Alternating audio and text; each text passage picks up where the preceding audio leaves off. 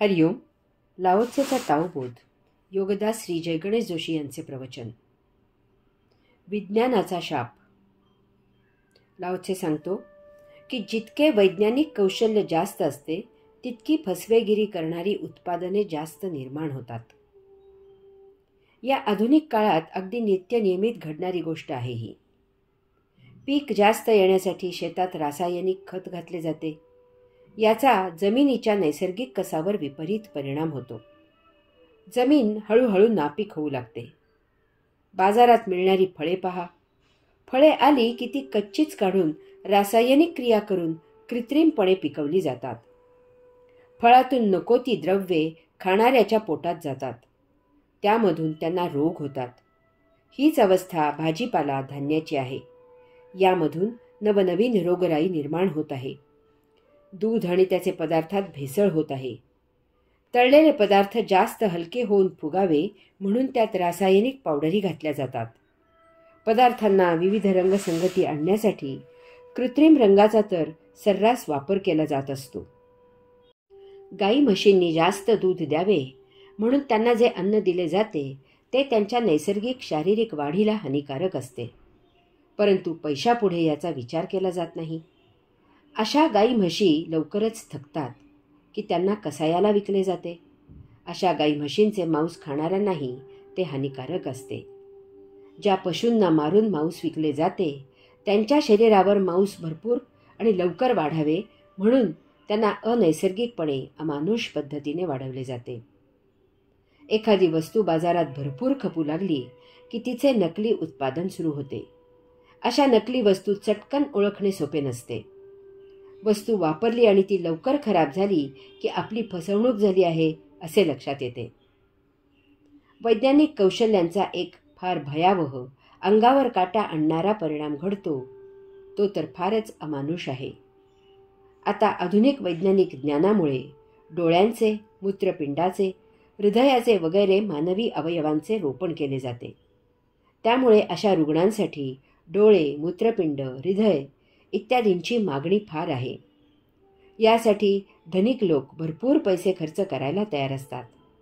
त्यामुळे याचा आता व्यापार आंतरराष्ट्रीय स्तरावर सुरू आहे. एखाद्या बेवारस माणसाचा मृत्यू झाला की त्याचे अवयव काढून विकले जातात.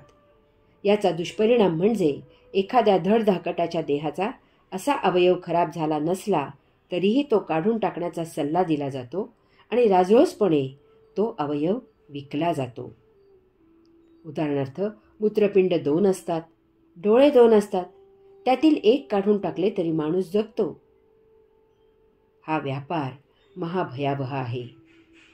वैज्ञानिक कौशल्य याचा अर्थच असा आहे की जे निसर्ग देत नाही ते कृत्रिमपणे निर्माण करून त्याचा उपभोग घेणे, निसर्गाच्या विरुद्ध वर्तन करणे. हा हव्यास विकृत आहे. याचा परिणाम अनैसर्गिक जगण्यात होतो. त्याचे दुष्परिणाम मानव भोगत आहे. तरीही तो शहाणा होण्याची सुतराम शक्यता नाही. कायद्यांचा दुष्परिणाम. लाओत्से म्हणतो की कायदे जितके जास्त तितके चोर आणि दरोडेखोर जास्त. जनजीवन सुव्यवस्थित सुरू राहावे, प्रामाणिक आणि सभ्य समाजाला सुरक्षित वाटावे, जनतेचे देशाचे संरक्षण व्हावे, चोर लुटारू दुष्ट यांना जरब बसावी इत्यादी हेतूने कायदे आणि नियम केलेले असतात. तसेच सरकारने त्यांच्या अंमलबजावणीसाठी व्यवस्थाही केलेली असते. परंतु कायदे जितके जास्त असतात ते जितके दुर्बोध असतात, ते जितके क्लिष्ट असतात, ते वापरायला जितके जाचक असतात तितके ते न वापरणारे, ते सहजच पायदळी तुडवणारे, अशांना कायद्याच्या कचाट्यातून सोडवणारे, अशांचा दुरुपयोग करून घेणारेही तयार होतात. मोठा विनोदी विरोधाभास असा आहे की या अशा कायद्यांमुळेच अराजक जास्त माजते. निरनिराळी कर प्रणाली इतकी किचकट, क्लिष्ट, दुर्बोध असते की सर्वसामान्य जनांना त्यांचे पालन करणे अवघड जाते. मनात नसूनही त्यांचे उल्लंघन होते. मग यासाठी त्यातील तज्ज्ञ नेमावा लागतो. यामुळे त्याचे उल्लंघन करण्याचा मोह भल्या भल्यांना होतो. एकाने असे उल्लंघन केले की त्याचे लोण सर्वत्र प्रसरते. काळा पैसा निर्माण होतो आणि समांतर अर्थव्यवस्था तयार होते. ती देशाला घातक असते. यामधून मोठे मोठे गुन्हेगार तयार होतात. राज्यात देशादेशात चोरटी देवघेव सुरू होते. तस्कर तयार होतात. चोरीचा माल विकला जातो. कारण कर चुकवल्यामुळे तो स्वस्त असतो आणि त्यामुळे तो खरेदी केला जातो. अशांच्या गुन्हेगारी टोळ्या निर्माण होतात. त्या सरकारी यंत्रणेला जड जातात. मग यात सरकारी यंत्रणेलाच सामील केले जाते. नियोजन करून नावापुरता काही माल पकडायचा आणि बाकी धंदा बिनबोफाट सुरू ठेवायचा. यात जे साथ देत नाहीत त्यांच्या बदल्या करायच्या किंवा त्यांचा कायम करता काटा काढायचा. कायदे असे काही आहेत की जनतेला पाळायला फार त्रासदायक असतात. कायदे तयार करताना जनतेचा विचार केलेला नसतो. त्यामुळे ते मोडण्याकडे सहजावृत्ती असते. एकाने अशा प्रकारे कायदा मोडला की लगेच इतरे जण त्या पाठोपाठ कायदा मोडायला उत्सुक होतात. जनताही काही कमी नाही. थोडा त्रास सहन करत कायदा पाळून जीवन जगणार नाहीत. कायदा मोडण्यातच भूषण असते.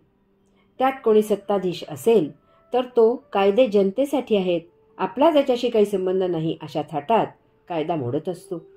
कोणी हटकले तर सरकारी यंत्रणेलाच दरडावतो की मी कोण आहे माहीत नाही का.